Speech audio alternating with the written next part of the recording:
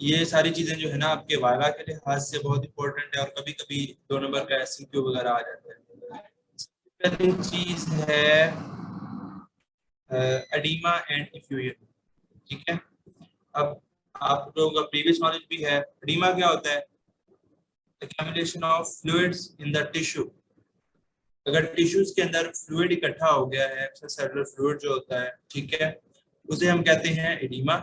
और अगर वही फ्लूइड किसी बॉडी कैविटी के अंदर इकट्ठा हुआ है तो उसे हम कहते हैं इफ्यूजन।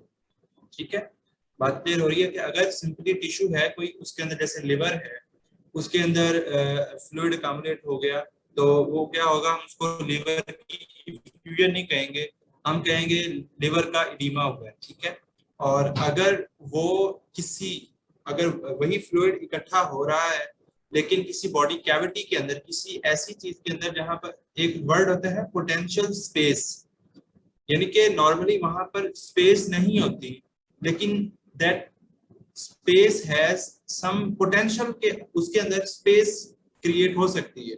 ठीक है, यानी कि पोटेंशियल स्पेस क्या होती है कि एक ऐसी जगह जो पहले नॉर्मली तो हमें बंद नजर आती है।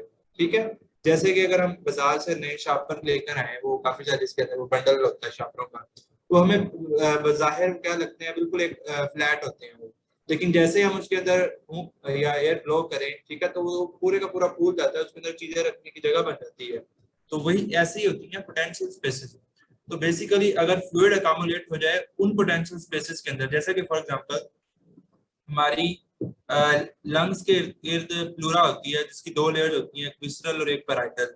नॉर्मली ये ऑलमोस्ट एक दूसरे से मिली होती है। ठीक है, लेकिन अगर कोई इन्फेक्शन वगैरह हो लंग का, जैसे कि नमूनिया वगैरह हो, तो इसके अंदर फ्लूइड जो है वो अकामुलेट हो सकता है, तो उसे हम क्या कहेंगे, प्लूरल इफ्यूजन। ठीक है, यानी कि जो किसी पोटेंशियल स्पेस के अंदर इकट्ठा हो। ठीक है, अब ये 2 तरह के हो सकते हैं, एडिमा एसोसिएटेड विद इन्फ्लेमेशन और एडिमा और या एडिमा और and effusion associated with non inflammatory conditions.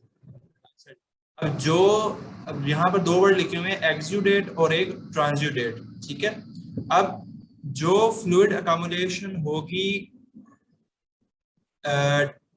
Exudate के अंदर, ठीक है, एक्सुडेट के अंदर वो होगा associated with inflamed tissue.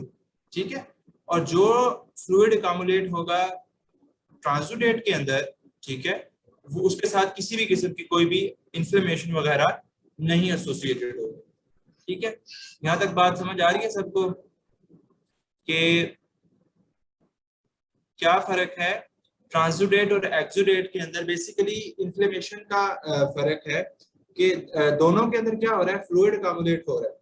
Exudate के सिनेरियो के अंदर, एक्सुडेट के सिनेरियो के अंदर बैक द स्टेज क्या चल रही होगी, इन्फ्लेमेशन चल रही होगी, और ट्रांसुडेट के अंदर क्या होगी, इन्फ्लेमेशन वगैरह नहीं चल रही होगी। तो हम इसकी डेफिनेशन को देखते हैं। ट्रांसुडेट क्या है? Filtrate of the blood plasma without changes in the endothelial permeability due to the physiomechanical factors।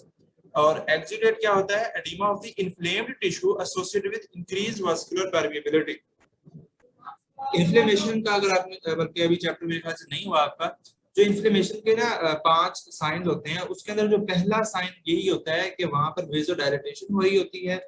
जब वेजोडायलेटेशन हुई हो तो उसकी जो वैस्कुलर परमिएबिलिटी जो है वो बढ़ जाती है। तो वो यही है कि एक्सुडेट के अंदर पहली बात क्या है कि इन्फ्लेमेशन हुई होगी। दूसरी बात क्या है कि इन्फ्लेमेशन की जो पहली चीज होती है क्या, वास्कुलर डायलेटेशन, और फिर उससे उसकी परमिएबिलिटी बढ़ गई होती है। ठीक है, जब, इसलिए हम इसको इन्फ्लेमेटरी एडिमा भी कहते हैं, जो सेकंड पार्ट है। और जबकि ट्रांसुडेट है उसके अंदर किसी किस्म की कोई इन्फ्लेमेशन नहीं हुई होती, और जस्ट क्या हो रहा होता है, फिजियो मैकेनिकल फैक्टर्स होते हैं। ठीक है, उसकी वजह से आपका ट्रांसुडेट बन रहा होता है। Physio mechanical factor such as, मैं कहता हूँ किसी जगह पर जैसे मेरी उंगली है, उसकी जो 3 हिस्से होते हैं ना, अगर मैं दरमियान वाला हिस्सा बांध लूं, ठीक है, तो एक मैकेनिकल फोर्स अप्लाई हो रही है। ठीक है, मैकेनिकल फोर्स यहाँ पे आ रही है अप्लाई, तो इससे जो आगे वाली डिस्टल फीलिंग्स है उसके लेवल पर एडिमा हो जाएगा, तो वो वहां पर क्या होगा, ट्रांसुडेट इकट्ठा हो रहा होगा। ठीक है, कैरेक्टर क्या होता है, that is non inflammatory oedema. अगर ग्रॉसली हम इसको क्या नाम है उसके अंदर इकट्ठा करें, क्या नाम है आपकी टेस्ट ट्यूब के अंदर, तो ये क्या होगा, क्लियर होगा या पेल येलो होगा। ठीक है, इसका यूजुअली क्लाउडी येलो और ब्लडी। अब इसके अंदर क्यों ब्लडी क्यों है, येलो क्यों है और क्लाउडी क्यों है, कोई किसी को कोई आइडिया? इसका वैसे मैंने जवाब बता बता दिया है, किसी को आइडिया कि ये ब्लडी क्यों होगा? हम्म, जी, कौन कौन बैठा है? इन्फ्लेमेशन, हाँ जी, हाँ जी, आगे बताएं इन्फ्लेमेशन से क्या हुआ था? यस, इंक्रीज परमिएबिलिटी हुई पड़ी है आपकी। ठीक है, तो चांसेस हैं कि या तो पूरे का पूरा ब्लड ही बाहर निकल कर आ जाए, ठीक है, वेसल से, आपकी कैपिलरी से, आपके आर्टरियोल से। ठीक है, या क्या होता, अगर वो ब्लड पूरे का पूरा आ गया तो क्या होगा, आपका ब्लडी कलर होगा। ठीक हो गया। या अगर फिर क्या हुआ, अगर ब्लड नहीं आया, सिर्फ प्लाज्मा आया है अलोंग विद इट्स प्रोटीन्स, तो फिर कलर क्या आ जाएगा आपका, क्लाउडी और येलो। ठीक है, क्योंकि नॉर्मली भी अगर हम देखें जो प्रोटीन्स होती हैं लिक्विड प्रोटीन्स, जैसे कि हमारी एग वाइट होती है, तो वो समवट व्हाइटिश व्हाइटिश होती है। ठीक है, इसलिए वो क्लाउडी क्लाउडी अपीयरेंस आ रही होती है। ठीक हो गया बच्चों, तो ग्रॉसली आपको फर्क पता चल गया।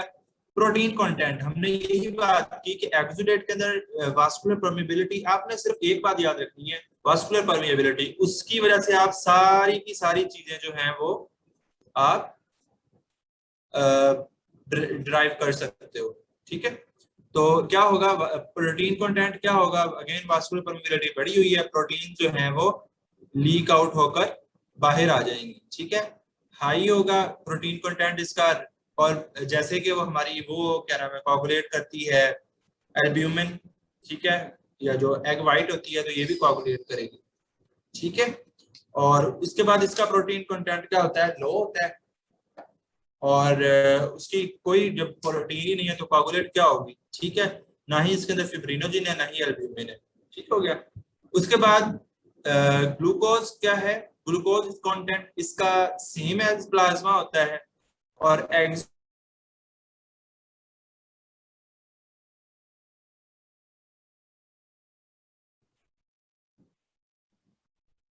हाँ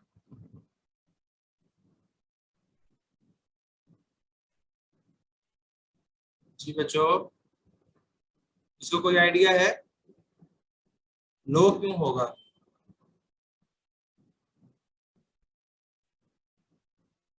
जी, शो में समय एक्टिविटी बच्चों, नहीं आता तो चलो तभी बता दो।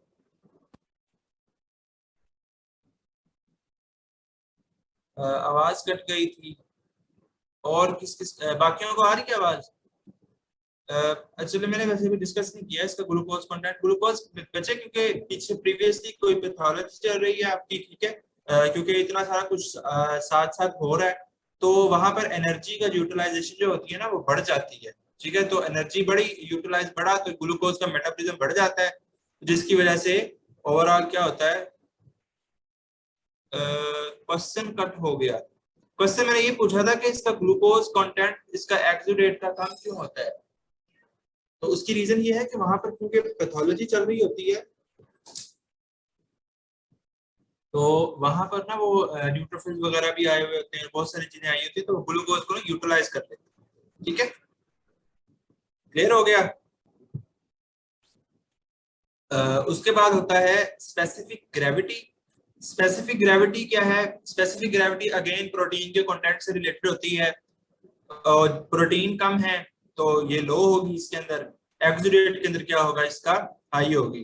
पीएच क्या है इसकी, ग्रेटर देन 7.23 होगी, इसकी क्या होगी, लेसर देन 7.23 होगी। यानी कि जो एक्सुडेट होता है वो थोड़ा सा क्या होता है, मतलब कि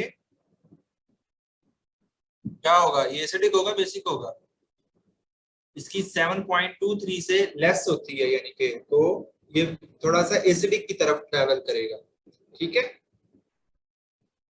यानी कि इसके अंदर H पॉजिटिव आयंस ज्यादा होते हैं इसके अंदर, ठीक है। लैक्टेट डिहाइड्रोजिनेज अगेन ये it is a biomarker for inflammation, ठीक है।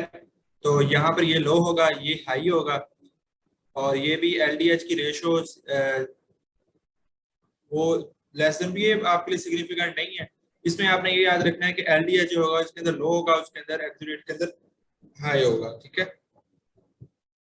और सेल्स क्योंकि इसके अंदर वास्कुलर परमेबिलिटी के अंदर जीरो चेंज आया तो कोई सेल नहीं होंगे, ठीक हो गया। इसके अंदर क्या होंगे, मैनी मैनी सेल्स होंगे। ओके हो गया, क्लियर है, आगे चलें।